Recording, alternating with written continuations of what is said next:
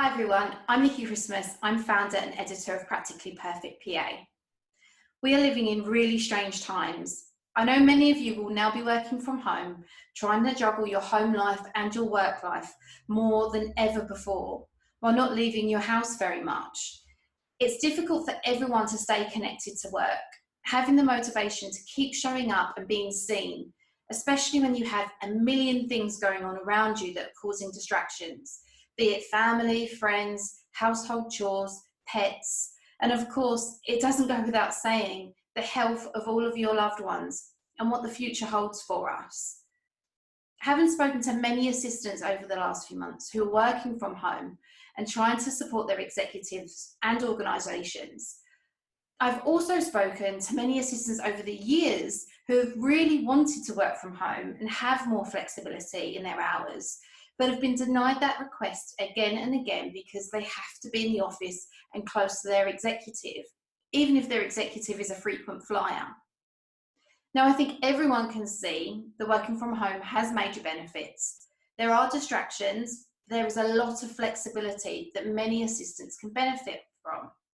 Saying that, since COVID-19 came into our world and we are all working more from home, I have seen assistants struggle to be seen and heard while exploring this new normal. They don't quite know how to be visible or how to stay in the loop with their executive or their team. They don't have the natural touch points they had when they were working in the office.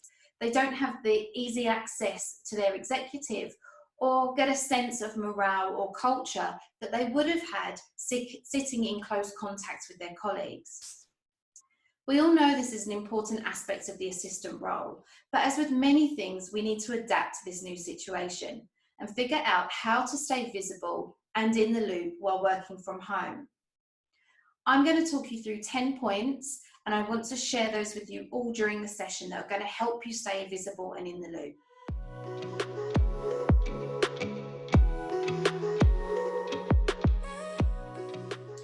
Before we look at the 10 tips, I just want to talk to you for a moment about visibility. Now, I've seen over the last few months on the different social networks that we have for assistants that some people have said, well, if their executive doesn't want to use them at the moment, that's fine. They know where I am. I read assistants say, well, actually, at the moment, it's best to keep your head down because of the uncertainty in the job market.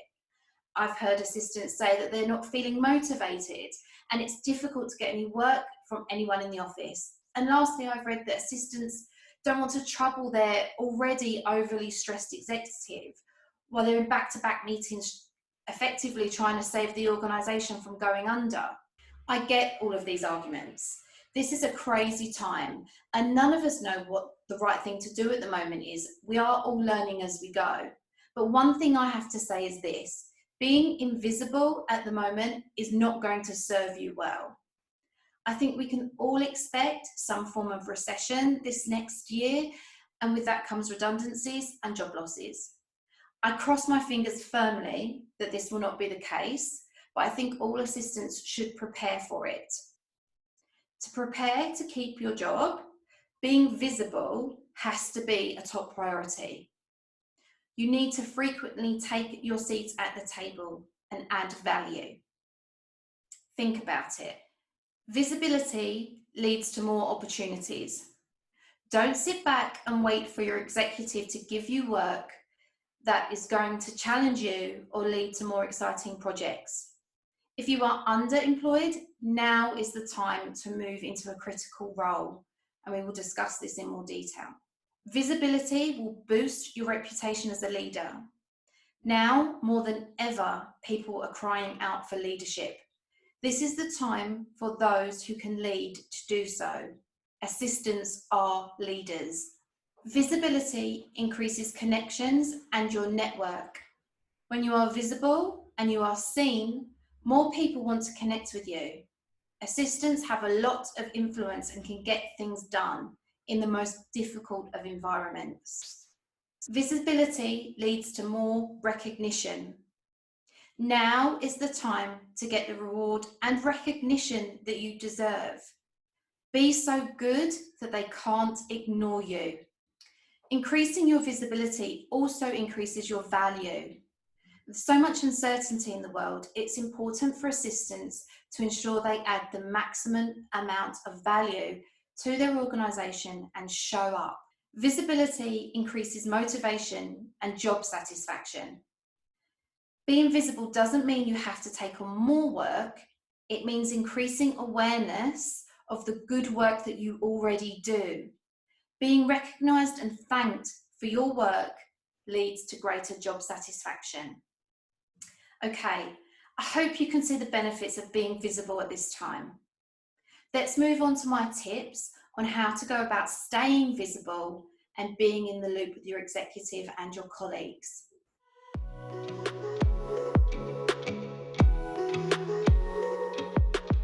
If you are anything like me, one great thing about working from home is not having to see anyone throughout the day. I'm an introvert and I love having peace and quiet, time to reflect and re-energize. My favourite thing is to be at home, on the sofa with my family, watching something on the telly or reading a book. It actually takes something really special to get me away from that.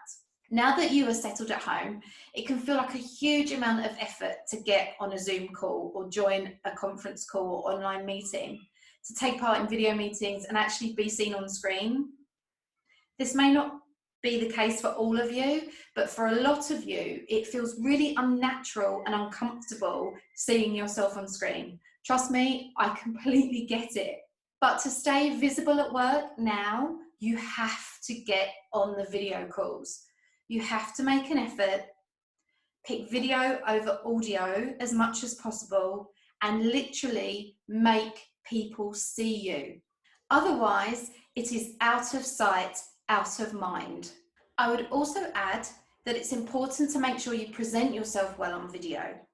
Obviously, get out of your pajamas, but also look professional on camera. Make sure the lighting is good, the sound is good, you have a good background, your actual room, set it up so that it looks nice, or have a good digital background. This is such a good place to add value right now. So many people are struggling working out how to use online conferencing technology that your tips really will add value. So I say get up to speed really quickly on this technology. Look good on camera, even if that means investing in some good lighting, a microphone, better Wi-Fi in your house. It is so worth it. I have put together a fantastic list of resources with equipment and other resources and software that you can use to enhance your videos and your conference calling, and I will share that with you. You can leverage video in other ways as well, by making, for example, short recordings of projects your team are working on and sharing them with others. I really like the free tool Loom for this. An assistant in the Practically Perfect PA network used this strategy with fantastic success. She filmed short videos for her work explaining, for example, how the online filing system worked so that everyone could access the documents they needed. She filmed how to set up a Zoom call and shared that with her team, and a whole load of other stuff. It went a long way to raising her visibility and adding value. You also have to continue to be seen by your executive. So you need to start scheduling video conference calls, FaceTime, WhatsApp calls with your executive. They have to see you and you have to see them, no matter how busy they are or overwhelmed with Zoom calls. It's important that you get the time with them to take a pulse on what is happening and how you can support them and add value. It's more important than ever, so don't let them make excuses, and don't think you're doing them a favour not bothering them or taking up more of their time.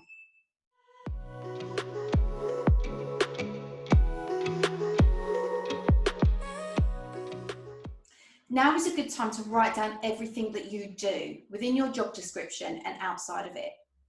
Include all of the skills, both soft and hard skills, that are utilised in your organisation, and those skills that you have but are not used to the extent that you would like.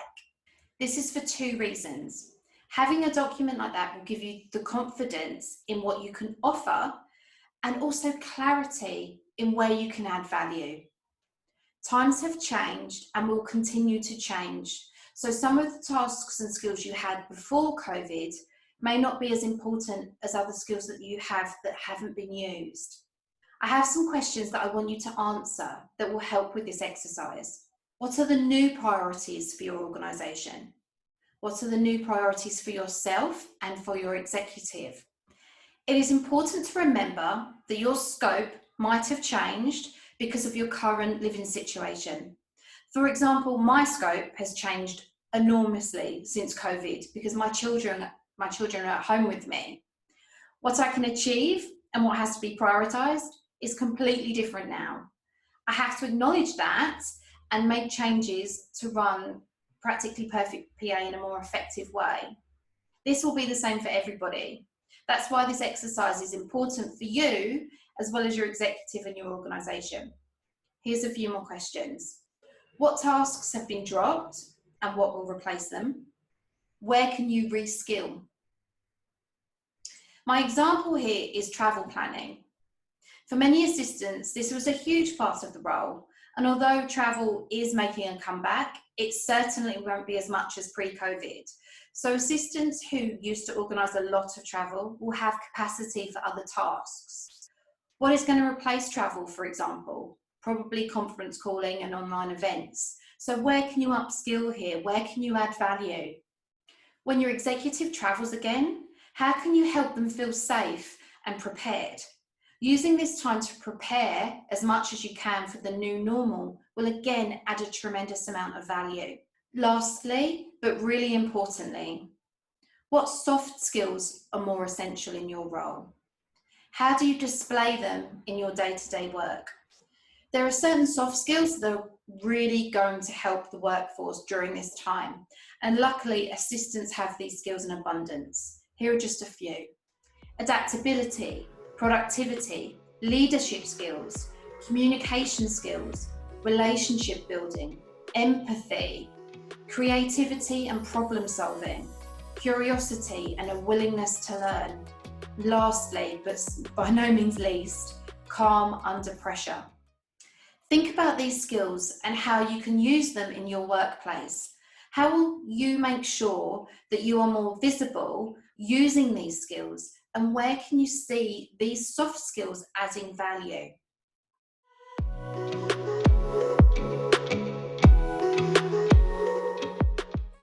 I do want to touch on something that assistants spend a lot of time doing, and that is scheduling and diary management. For many of you, this is the cornerstone of your role. Not just planning meetings, but managing your executive's day and where they place their focus and their energy. This is also the task that helps many of you stay in the loop. You schedule the meetings, but you also have access to all of the supporting documents. You understand why these meetings are taking place, the relevance, and where they sit in the broader picture of things. Managing meetings that are all taking place online is a whole new ballgame, and there are new rules. But firstly, it's worth saying that your involvement in scheduling is more important than ever, and here is why. Firstly, high standards of output are returning. I think at the start of the pandemic, understandably, work was not a priority for many of us as we tried to understand what this new reality looked like.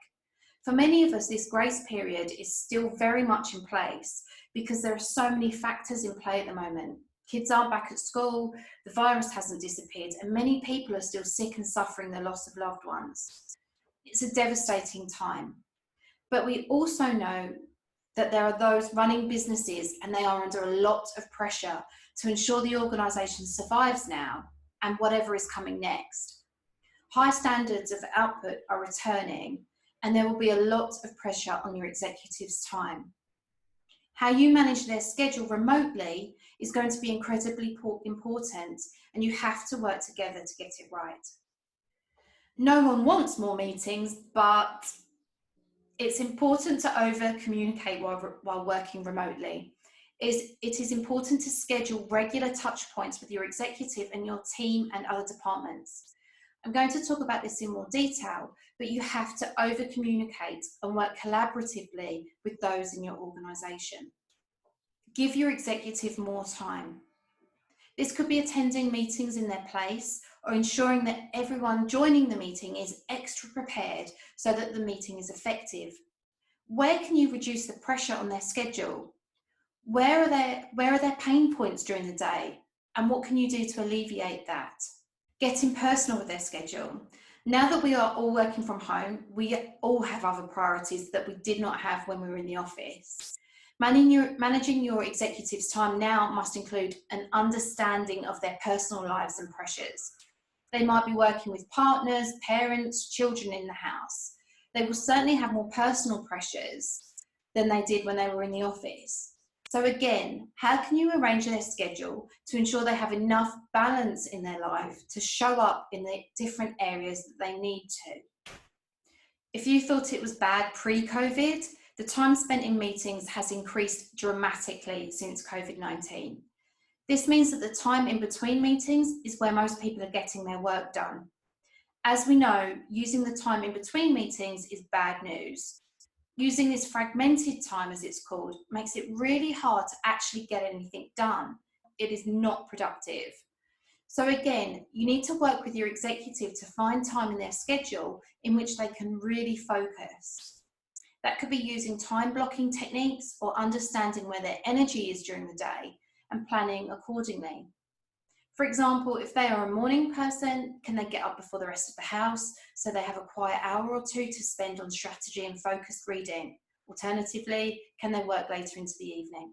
However you set it up, they need to have time to focus when not in meetings, and it shouldn't be in between another meeting. And this brings me on to my last point, energy management. Along with time management, it is equally important that assistants manage their executives' energy. Check in with them now that they have been working from home remotely for a few months and ask them when they have the most energy and plan their time and activities around that energy. There are two fantastic articles that I want to share with you on energy management, and I will include those again in the notes that I have that go along with this session.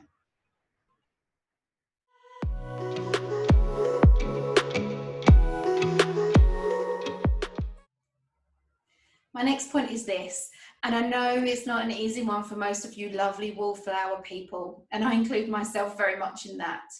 Speak up for the achievements. Speak up for your achievements and for yourself. Now, I know for many of us, it is an achievement to get out of bed at the moment, and I hear you, I feel you, I am you.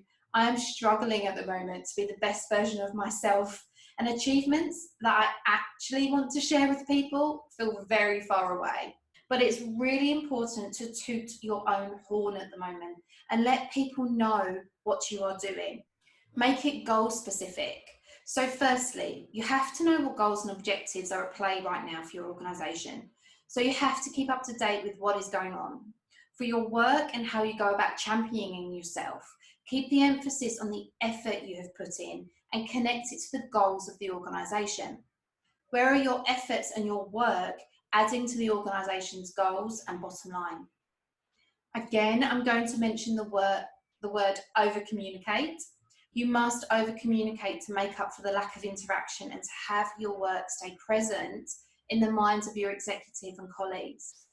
If you solved a problem for yourself, say setting up your home office that other people are struggling with, share how you did it. If there are tips from this session or the course that other people are also struggling with, share it.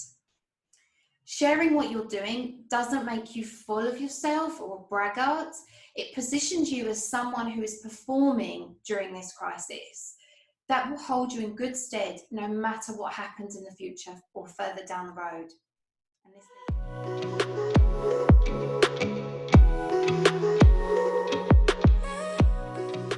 I want you to think strategically about this one, because it can be pretty hard work being indispensable and the person that's forever being asked everything. But in times like this, it's important that you are seen as a business critical person in your organisation. I want you to ask yourself, where are the skill gaps and pressure points in your organisation? Is it managing projects remotely? Is it the use of new technology? Is it, say, creating routines and working productively?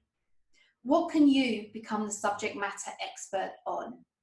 How do you quickly learn about the areas that are lacking experts in your organisation? Where do people go to get the answers they need? How can you help connect the dots and facilitate the flow of information? I found over the years that if you can help people get the answers they need, they don't care if you are down the hall or 1,000 miles away. And they certainly don't care what your job title is. They will be so thankful that they know where to come and get the answers that they need quickly. And lastly, keep delivering.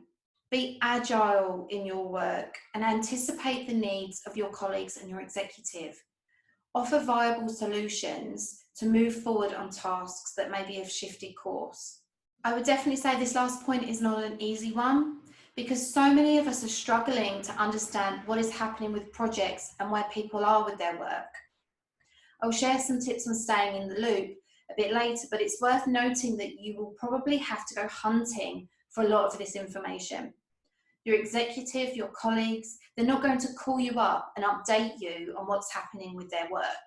They are snowed under. So it's up to you to be responsive and get the answers that you need. I want to touch on how you go about being responsive, and I also want to talk a little bit about your boundaries and mental health during this period, because it's so, so important.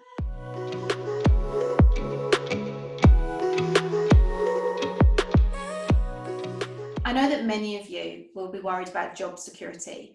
I think we are all concerned about what comes next in this pandemic and how it will affect the different economies around the world. When faced with job insecurities, it can be really easy for you to feel like you have to work really hard, do longer hours, demonstrate your worth by being online more than anyone else, or answering emails in the middle of the night. But I have to say this isn't sustainable, and it certainly isn't achievable for people who are also juggling home life in a way that they never have before. We are all worried about what's going on in the world. So don't prove your worth by working more. Be strategic in how you broadcast your work for maximum impact. You might find that you have more time than you used to. That is certainly the case for a lot of people. So find those tasks that will get you maximum exposure and create the most impact. What is really going to help people at the moment? Now is your time to really shine. If you have freed up a lot of work that you used to do and you have time on your hands, now is the time to shine. But like many of us, if you have less time, let your executive and colleagues know that you are available and reacting to what they need. Try as hard as you can to sit on impromptu meetings and calls when you can. Make them feel like they can count on you, but don't neglect your boundaries. Your boundaries might have changed over the last few months, and in some areas you might be happy to shift your priorities, but please don't push yourself to the point of burnout. The one thing that is so clear at the moment is your health is more important than ever.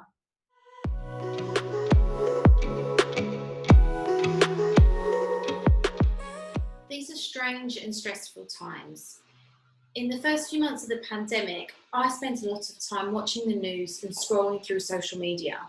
And once I had finished, it took a long time to get my focus back into really anything. I think this is probably playing out all over the world. So although it can feel frustrating not to be as visible as you once were in the office, and your executive is leaving you out of meetings and not responding to your emails, please lead with compassion and with empathy. Now is not the time for a tough love approach. They aren't going to appreciate that at all. Taking this approach will, and by that I mean leading with empathy and compassion, will also help you stay visible and in the loop. So what does it actually mean to lead with compassion? It means checking in with people. It means asking how they're feeling. What help can you offer? Where are their pressure points? They're going to give you answers. And in turn, those answers are going to fuel your awareness of what is happening in your workplace, and it will help you keep in touch with colleagues. Anything that comes up that your executive should be aware of, you can feed that back to them. Again, there is the element of adding value and keeping everybody in the loop.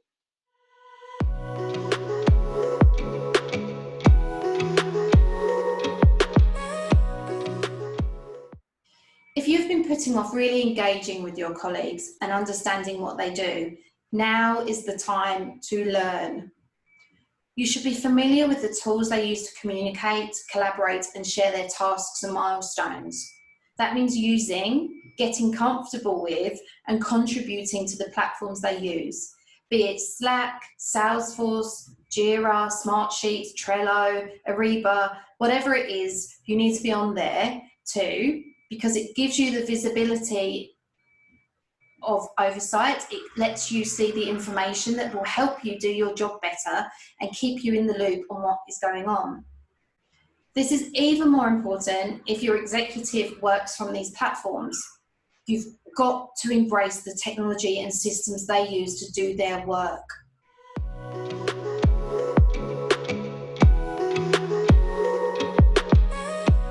Make the most of the fact that most meetings are now taking place online. Your executive won't be able to attend every meeting and shouldn't be attending every meeting. When they can't be there, when you have to decline a meeting, suggest you attend in their place. You can take notes, you can make suggestions, and you can interact with everybody on the call. The more time you can give back to your executive and help them stay in the loop, that will benefit them too. As I said, they will also feel out of the loop and not have the control that they had when they were in the office.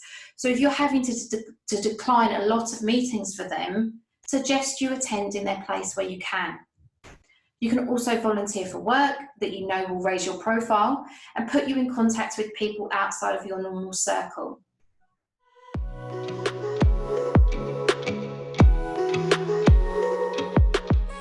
My last point is this: you have to make your executive your ally, because you don't get what you don't ask for.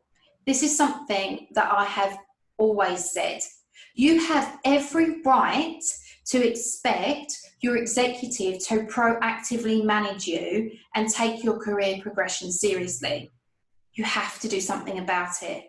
And that starts with making your executive aware that you are putting steps in place to ensure that you are not out of the loop. Don't complain to them about this. Explicitly tell them that you are not comfortable with how things are progressing since you've been working from home and you need their buy-in to change the situation. Come to them with a solution. Don't come to them with solely the problem. But you do need their support and you need them as your ally. Don't ever shy away from asking for what you need to be good in your job. That concludes my ideas on how you can stay visible and in the loop while working from home. I hope you found the tips useful and something that you can integrate into your work. I hope that you stay healthy. Thanks so much for watching.